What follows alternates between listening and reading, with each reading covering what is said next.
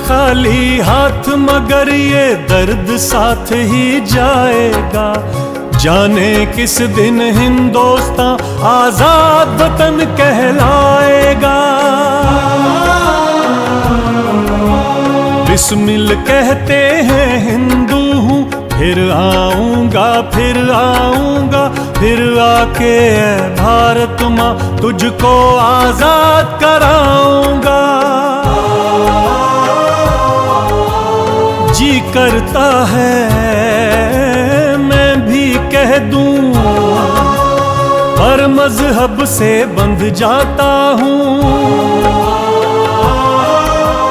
मुसलमान हूँ, पुनर्जन्म की बात नहीं कर पाता हूँ। खुदा अगर मिल गया कहीं अपनी झोली फैला दूंगा।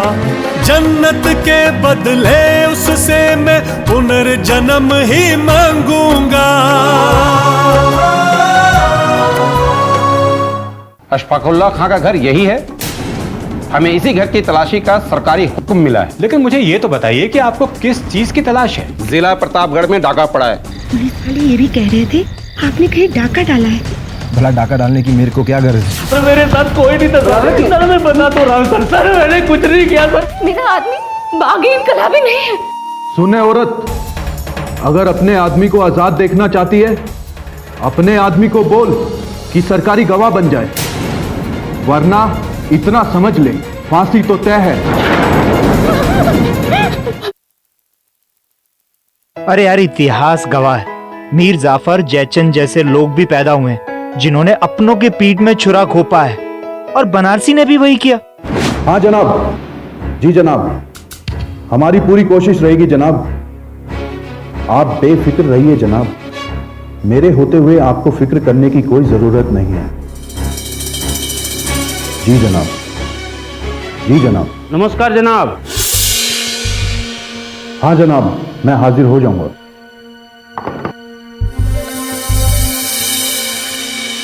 कहो श्यामलाल, कुछ बात बनी? उगला कुछ बनारसी लाल ने?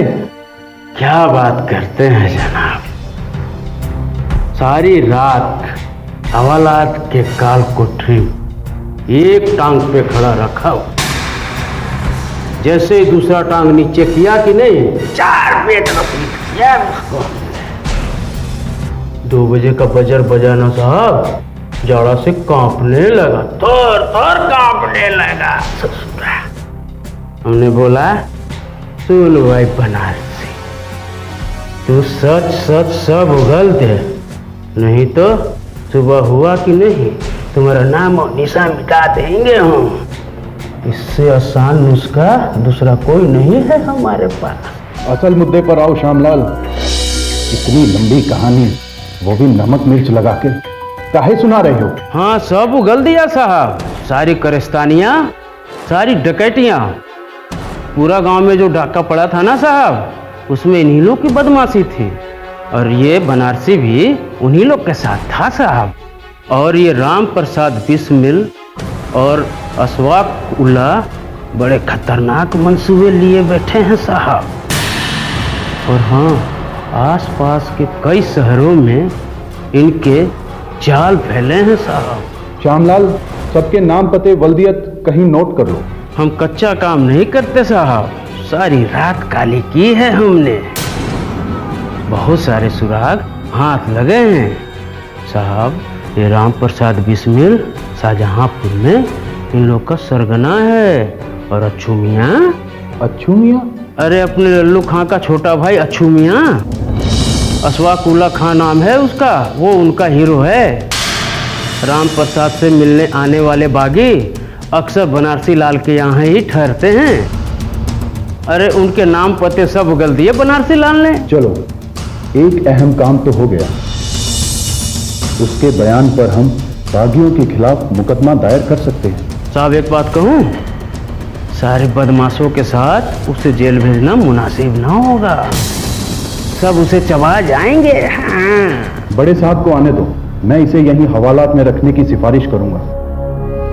आखिर ये सरकारी गवाह और हमारा मुखबिर बनने को तैयार है, उसे अलग रखना ही बेहतर होगा। और फिर इससे हम मुजरिमों की शनाख्त का काम भी तो लेते रहेंगे। ये आदमी हमारे बहुत काम का है। साहब, अब बड़े साहब से जरूर कहिएगा कि बनारसी लाल से सब कुछ हमने बुलवाया है। ठीक है श्यामलाल, मौका लगा तो जरूर बात करूंगा। अरे ये बड़े लोग जरूरी बात ही करते, गैर जरूरी बातों के लिए इनके पास समय नहीं होता। चलो जरा हम भी मिल लें तुम्हारे बनारसी लाल से। जी जी सर। बनारसी लाल को तोड़ने के बाद कांस्टेबल और हेड कांस्टेबल जा पहुंचे अपने अफसरान के पास। वाह भाई वाह, अपनी वफादारी साबित करने के लिए। और इसलिए दाद तेरे की। अरे यार भूख लगी है यार, चले यार चल। चलते हैं यार। सीधा ढाबे पे चलेंगे। और कहाँ चलेंगे? हाँ यार।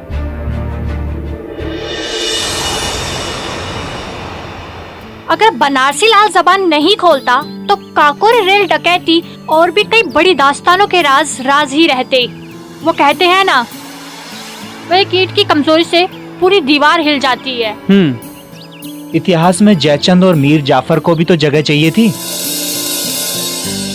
असल में बनारसी लाल ही काकोरी का जयचंद था। एक मशहूर शेर का मिसरा याद आ रहा है। इस घर को आग लग गई घर के चिराग से, इस घर को आग लग गई घर के चिराग से। कभी आदमी डर जाता है और कभी लालच में आ जाता है। अच्छा, काकोरी वाले किस्से में एक बनारसी लाल ही गद्दार था या कोई और भी था? वैसे मुझे लगता है कोई और नहीं था। नहीं, ऐसी बात नहीं है। असल में बिस्मिल और अशफाक के कुछ भरोसेमंद लोगों ने ही आगे बढ़कर गद्दारी की थी। इसमें इंदु भूषण मित्र की मिसाल हमारे सामने है। यार ये इंदु भूषण मित्र क्या वाला है? ये भी सरकारी गवाह थे और राम प्रसाद बिस्मिल के दोस्त थे। असल में राम प्रसाद बिस्मिल की जितनी भी चिट्ठियां आती थी वो उनके नाम से उनके पते पर आती थी। उनके फादर शाहजहाँपुर में सिविल कॉरपोरेशन में हेल्थ ऑफिसर थे।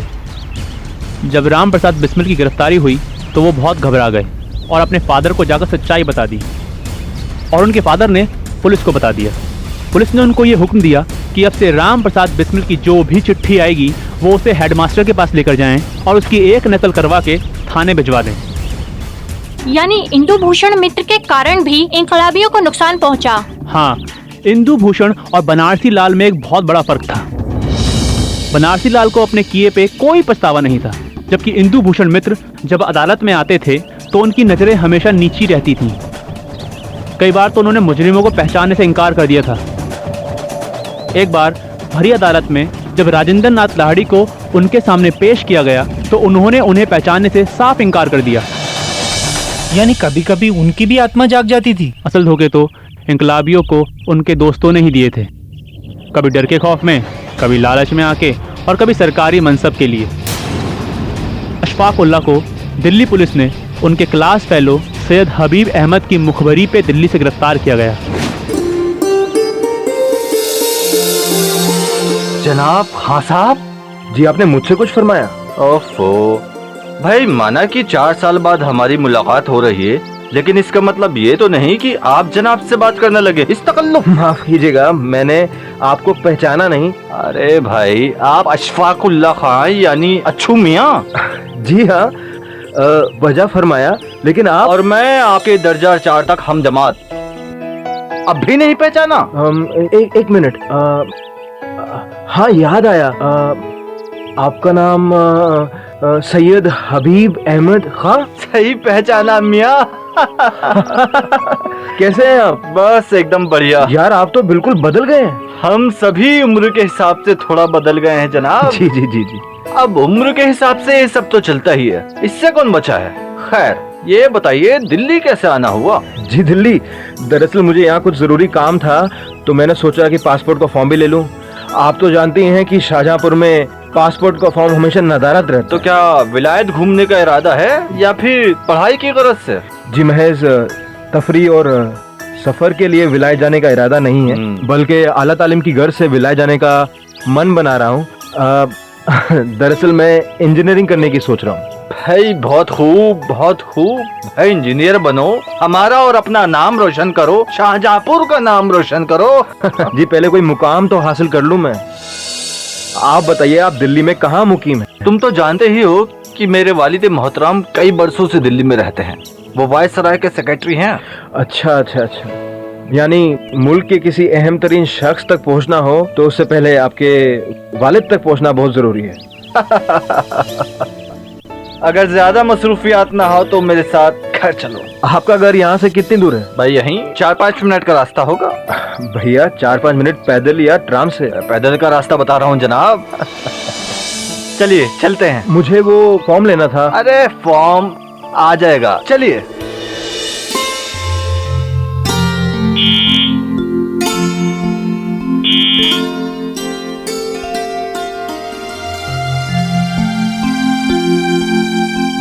आदाब।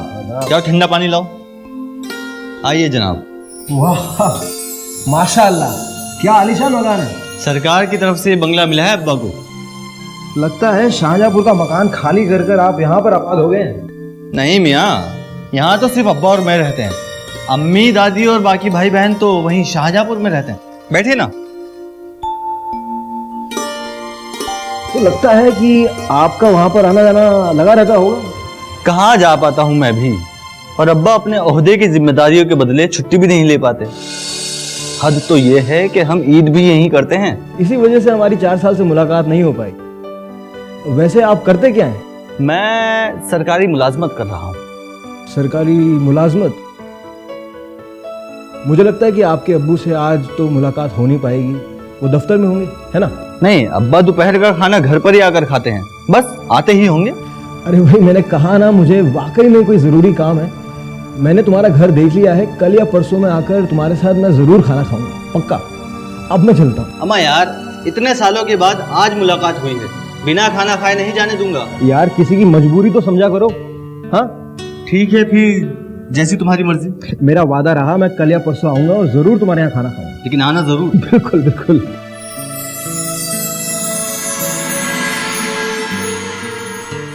अरे भाई, कौन सी बहस हो रही है? क्या मामला है? बाहर तक आवाज जा रही है तुम्हारी। हबीब, आपके तारीफ? अब्बा, ये अशफाक है, मेरा दोस्त। हम दोनों एक ही साथ क्लास में पढ़े हैं। हो तो ये भी शाहजहांपुर के बाशिंदे हैं, हमारे हमवतन। क्या नाम बताया इनका? जी अशफाकुल्लाह खान। अच्छा बेटा, शाहजहांपुर में कहाँ घर है आपका और आपके वालिद? जी मेरे वालिद हयात नहीं रहे। उनका नाम शफीकुल्लाह खान था। बैठो। और तुम्हारे घर में बड़ा कौन है? जी मेरे बड़े भाई शफीउल्लाह खान और रियासतुल्लाह खान। रियासतुल्लाह खान? ये तुम लल्लू खान के बारे में बात तो नहीं कर रहे? जी बिल्कुल बजा फरमाया आपने। अब वो मेरे बड़े भाई। सुल्तान, फटाफट खाना लगाओ, आज हमें भी जल्दी जाना है। हाँ, अजीब इत्तेफाक है कि हबीब के दोस्त क्या नाम बताया इनका? अशफाकुल्लाह खान। अशफाकुल्लाह खान। फटाफट खाना लगाओ सुल्तान। अशफाक मियां, तुम्हारे घराने में लोग न सिर्फ पढ़े लिखे बल्कि अंग्रेज सरकार में अहम ओहदे पर भी हैं। क्यों? यहाँ दिल्ली में कहाँ कयाम है? जी करोल बाग। आओ धो ले, खाना 2 मिनट में लग जाता है। करोल बाग का पता ठिकाना क्या है? वरना दिल्ली पुलिस को क्या मालूम था कि अशफाक उल्लाह दिल्ली में मौजूद है। पुलिस का इतना दबाव था कि कोई भी आसानी से टूट जाए। उनके घर वाले रात दिन मुसीबत में थे। उनके बड़े भाई इस सिलसिले में काफी कुछ लिख चुके हैं। आप तशरीफ रखिए मामू जान, अम्मी अभी नमाज पढ़ रही हैं।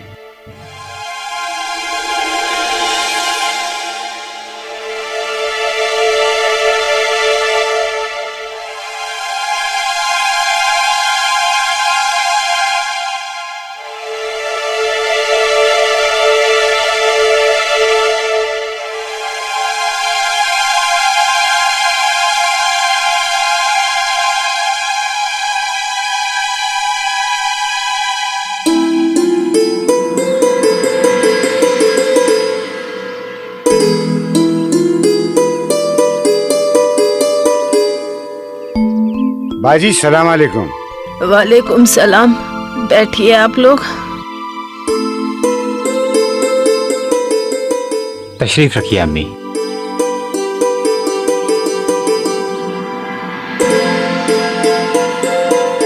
बाजी, हुक्म कीजिए, कैसे याद किया? भैया, घर में जितनी भी परेशानियां हैं, सबका बोझ इस बच्चे ने ले रखा है। हमारा कहना तो बिल्कुल नहीं मानता, तुम्हारा कहना मानता है, इसीलिए तुम्हें बुलाया है मैंने। मैं समझ सकता हूँ लल्लू मियाँ, तुम्हारी और घर वालों के हर फर्द की क्या कैफियत होगी आजकल। मुझे बताने की जरूरत नहीं है। क्या बताऊं मामू, पुलिस वालों में जरा भी लिहाज नहीं है। आए दिन दरवाजे पर आ जाते हैं और बिला वजह की हुज्जत करते हैं, कभी थाने से, कभी खुफिया महकमे से। नाक में दम कर रखा है। जब से अच्छू मियाँ फरार हुए हैं, कोई खैर खबर है या? अब क्या बयान करूं। एक दिन कोई दोपहर का वक्त रहा होगा, लल्लू खां घर में आए और कहने लगे पर्दा कर लो, कोई सरदार जी आ रहे हैं। और मैं यूं समझी कि सरदार के भेष में कोई पुलिस वाला आधम का। ये लंबी दाढ़ी, पगड़ी, सलवार कमीज और तो और अंग्रेजी कोट, हाथ में चमड़े का थैला और छोटा सा बैत। लल्लू खां ने लपक के अंदर से कुंडी बंद कर ली। अब मैं घबराई कि या अल्लाह, ये क्या माजरा है।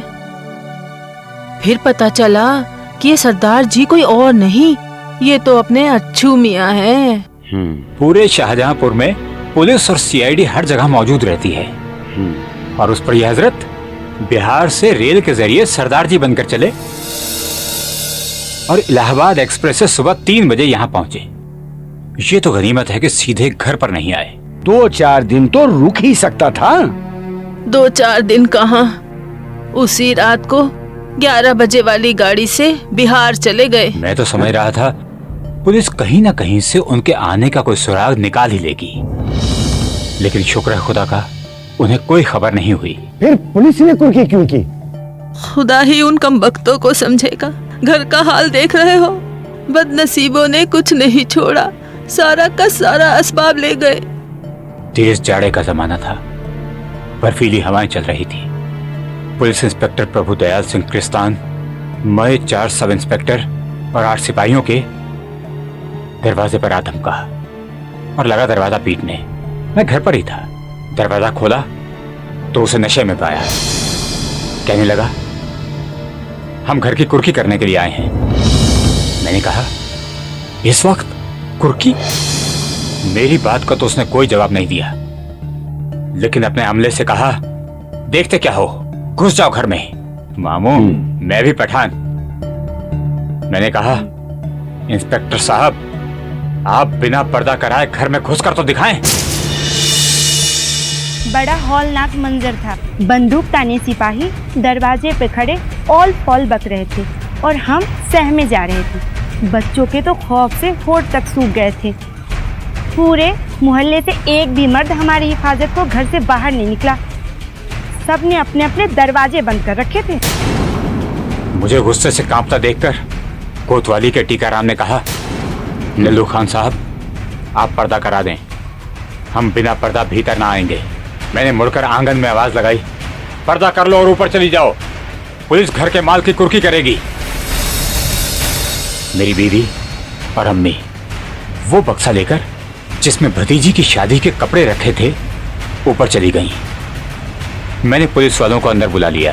भैया, लल्लू खां का 5 साल का बच्चा एक पलंग पर और 4 साल की लड़की दूसरे पलंग पर बेखबर सो रहे थे। कमबख्तों ने लिहाफ से निकालकर ठंडे बर्फीले फर्श पर खड़ा कर दिया। लिहाफ, पलंग, बिस्तर सब ले गए।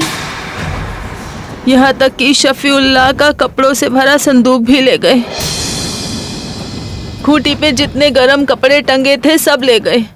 कहीं शादी में जाना था, इसलिए मैंने अपने जेवर की संदूकची भी मंगवा रखी थी, वो भी ले गए। वो संदूकची तो इनकी वजह से गई। मैंने इनको पहले ही बता रखा था कि घर में कभी भी कुर्की आ सकती है, और वही हुआ। बावर्ची खाने में जितनी हांडियों में सालन था, उन्हें छोड़कर सब ले गए। यहाँ तक कि चिमटा फुकनी तक नहीं छोड़ा। बावजूद इसके कि लल्लू खां कहते रहे कि इसमें कोई भी सामान अशफाक उल्लाह खां का नहीं है, लेकिन फिरंगियों ने एक न सुनी, सब का सब ले गए। हाय हाय, क्या क्या बिपताएं बीती हैं बहन तुम्हारे इस घर के ऊपर।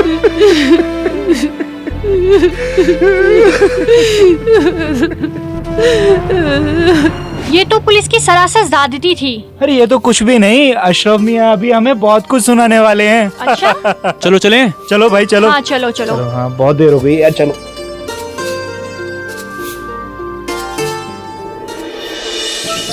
लो भाई आ गए। इतनी तेज बाइक चलाते हो कि हवा में समोसे भी ठंडे हो अरे गए। बाबा मैं बाइक कहाँ तेज चलाता हूँ, मैं तो धीरे धीरे धीरे लेकर के आया हूँ। चलो अब। अच्छा लो पकड़ो। कचौरी। हाँ आओ।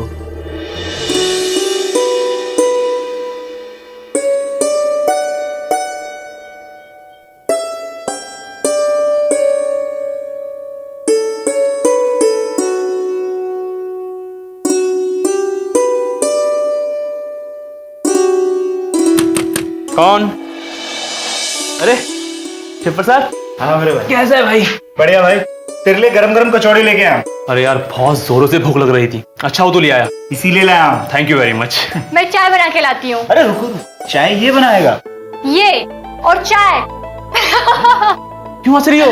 मैं बहुत अच्छी चाय बनाता हूँ। रियली? परसों मुझे इतनी बढ़िया चाय बना करके पिलाई इसने, मजा आ गया यार। फिर? तो फिर जाओ लेके आओ। ओके बैठो, मैं लेकर आता हूँ। अरे रुक तो मेरे भाई, ये लेके जाना। ओके ओके, इसमें डाल करके लेके आ।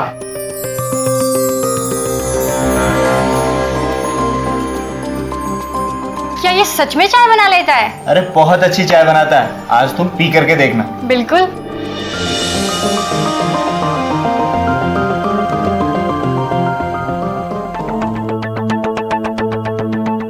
अरे ले आओ यार, 20 मिनट तो हो चुकी हैं। अरे यार सब्र करो, बेचारा लेने गया है और तुम यहाँ बैठी हो, फिर भी इतनी जल्दी? सब्र करो, आता ही होगा। चाय बना रहे हैं कि बीरबल की खिचड़ी? अरे ओ ले आ गया। शिव अरे ना कर।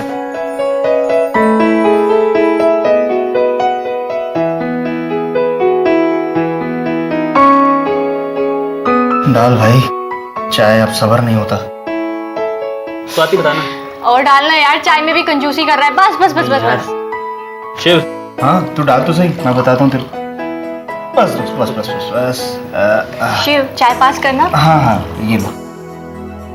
अशरफ के हाथ की चाय। बहुत भूख लग रही है यार, बहुत ज्यादा भूख। बिल्कुल, तुम शुरू करो। अरे मैं भी। यार अच्छा हुआ कि तुम्हारे डेजर्टेशन का टॉपिक भी फाइनल हो गया। अब तुम भी एक सुई से काम कर सकोगे। हाँ यार, इतने महीने पका करके टॉपिक तो फाइनल किया। अगर ये काम वो पहले कर लेते तो इनका कुछ बिगड़ जाता। जो हुआ सो हुआ, देर आए दुरुस्त आए। अच्छा हाँ, पिछली मुलाकात में तुमने बताया था कि दिल्ली पहुंचकर अशफाक अनजाने में जाल में फंस गया, यानी उसके बचपन के दोस्त पठान ने उसे धोखा देकर पकड़वाने का प्लान बनाया और उसका असल मकसद उसके बाद का था। हाँ, मुझे लगता है कि इस मामले में अशफाक के दोस्त सैयद हबीब अहमद से ज्यादा शातिराना काम उसके अब्बा मतलब मुश्ताक अहमद ने किया। वो आदमी बहुत तेज था, शातिर था, पुलिस का चापलूस था और मौका परस्त भी था।